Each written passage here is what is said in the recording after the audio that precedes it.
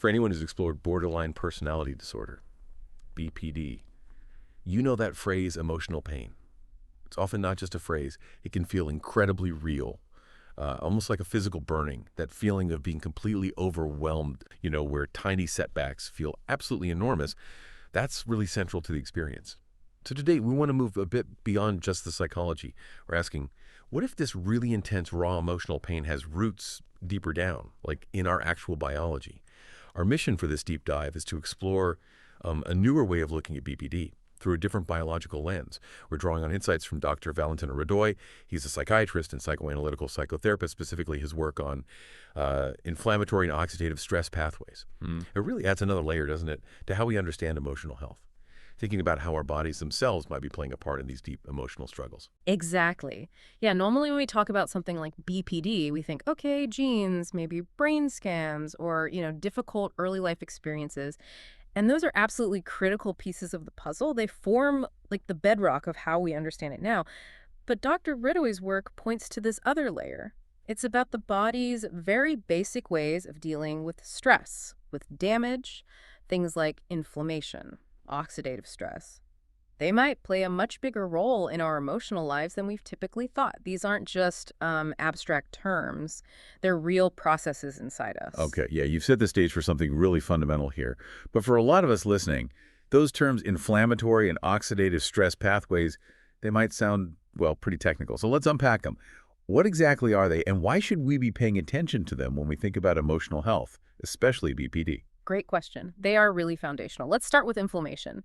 Most people know inflammation in a basic way, right? It's what happens when you get injured. It's the body's built-in alarm, its repair system.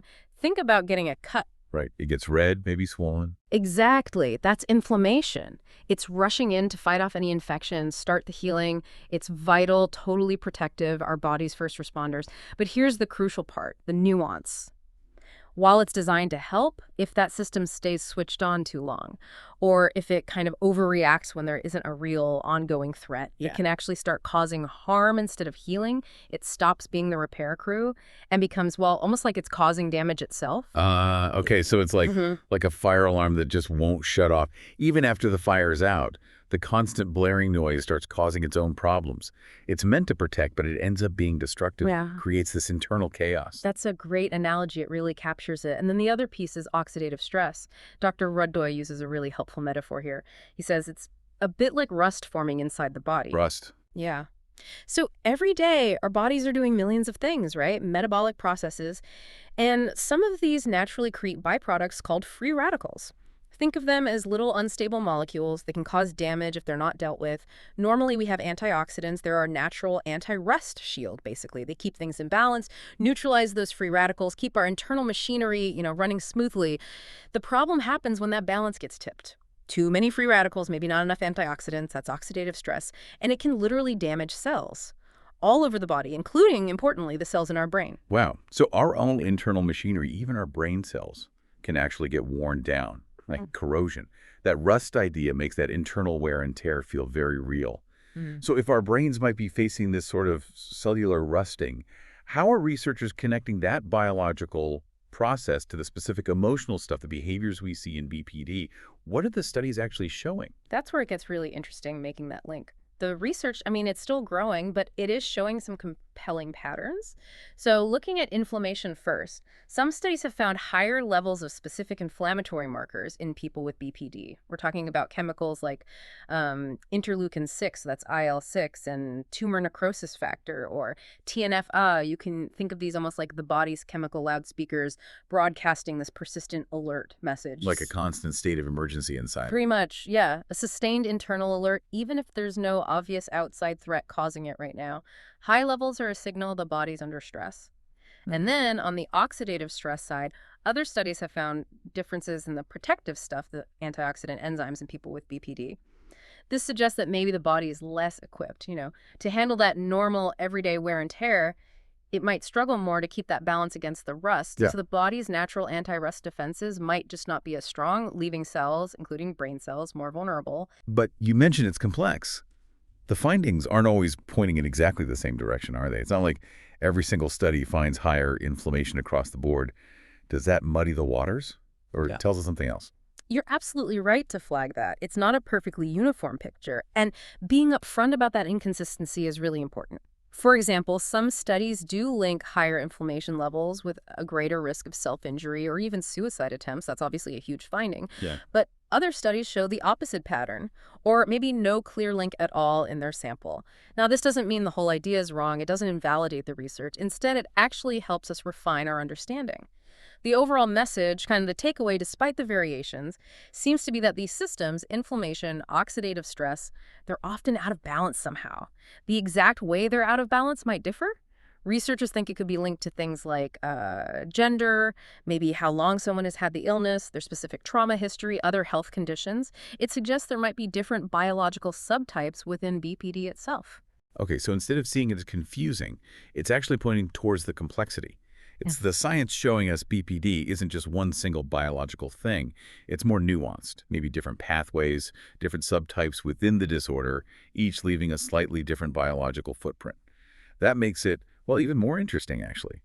So how do these internal imbalances, this rust and this constant alarm, how do they actually show up in the day-to-day life, the feelings, the actions of someone with BPD? Yeah, this is where the science really connects to lived experience, often in profound ways. When inflammation and oxidative stress are out of whack, the brain and the body basically become more sensitive, more vulnerable. It's like imagine driving a car with no shock absorbers. Every tiny bump in the road feels like a massive collision. Right. So this heightened biological fragility, it can directly fuel some of the core symptoms of BPD. For instance, affective instability. You know, those really rapid, intense mood swings that feel impossible to control. This internal imbalance could make every emotion feel like a potential crisis. It can also contribute to impulsivity, reacting really suddenly without that pause to think. It's almost like the internal system is constantly on high alert, making considered action really hard when feeling overwhelmed. And critically, these imbalances might contribute to self-injury and suicidal urges. These are behaviors that often come after periods of just unbearable inner tension. It's like the system is overwhelmed and trying to cope in the only way it knows how, even if it's harmful. Thinking about the biology gives us, I think, a more empathetic lens. That biological underpinning really provides a powerful framework, Dr. Rado's analogy, that the emotional system is already irritated and raw.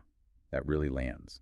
Does that mean then for someone with BPD, their experience of emotions is biologically amplified, making them inherently more sensitive to triggers because their internal baseline is already sort of stressed? Precisely. It suggests it's not just a psychological sensitivity, but maybe a physical, even a cellular one, too. To make it more concrete, let's consider Anna's story from the source material.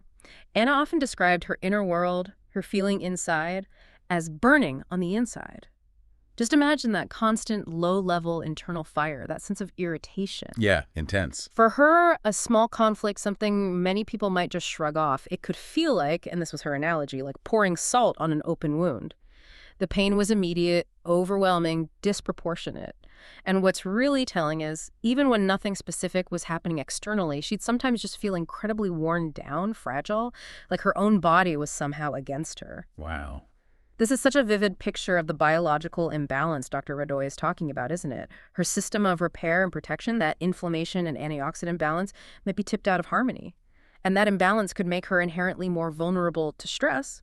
It biologically sets the stage for those intense emotional storms, and tragically, perhaps makes it more likely she'd turn that pain inwards. Anna's story really drives it home. How something seemingly so internal, so biological, can shape experience so profoundly. It makes you rethink things, doesn't it? What we might sometimes dismiss as overreacting could actually be someone fighting a daily battle with their own internal biology. That definitely shifts the perspective towards empathy. So, okay, coming back to the differing study results, what does it all mean when the science isn't perfectly consistent yet? How do we put this together without feeling lost in the complexity? It's crucial to circle back to that. The reason the findings differ is likely because BPD isn't one single biological entity. It's complex, it's multifaceted, not monolithic. Different subtypes, different personal histories like the type or severity of trauma, how long someone's been ill, specific patterns like self-injury, these might all create slightly different biological footprints. Right, different paths leading to similar struggles. Exactly. So the inconsistency, it doesn't mean the findings are flawed or meaningless. Not at all. It actually highlights the immense personalized complexity we're dealing with. It tells us we need more research, maybe more personalized approaches. It doesn't dismiss the core insight these systems are involved. So To just summarize the key takeaways from Dr. Rado's perspective, the things to hold on to. Think of inflammation as the body's alarm. In BPD, it might be stuck on too much, creating chronic internal distress. The alarm that won't quit. Right. Then oxidative stress is like that rust inside cells. Normally, antioxidants keep it in check, but in BPD, that balance might be off. Cells get worn down, more The vulnerable. rust building up. Exactly. And these processes together can make the brain and body more vulnerable, sort of fueling those emotional storms, maybe contributing to risky behaviors. So even though the details vary across studies, the common theme, the thread running through it, is a sense of imbalance, fragility. Within these really fundamental biological systems, it changes how resilient someone might be to stress. That really does shift the paradigm. Thinking that our deepest emotional suffering could be interwoven with these physical, cellular processes. For you listening, how might understanding this change how you think about intense emotional experiences? Maybe even your own responses to stress. It definitely makes me think about how connected everything inside us truly is. These insights, they open up completely new possibilities, don't they? For understanding BPD and potentially for finding new ways to support mental health. Moving beyond just psychological therapy to maybe consider physiological support too, it's about seeing the whole person. Recognizing emotional well-being isn't just in the mind, it's tied into this whole complex biological symphony. Absolutely. And it leaves us with a really important question to ponder, I think. If our emotional pain can be so deeply tied to these basic bodily processes, well, what other hidden connections might exist between our physical health and our mental health in other areas of life? And maybe more importantly, how can we start nurturing both in a more integrated, more holistic way? Recognizing that our body is truly the foundation of our entire experience. That's a powerful thought to end on. Thank you for joining us on this deep dive into inflammatory and oxidative stress pathways in BPD. We really encourage you to keep exploring these fascinating, complex links between mind and body. Until next time, keep digging deeper.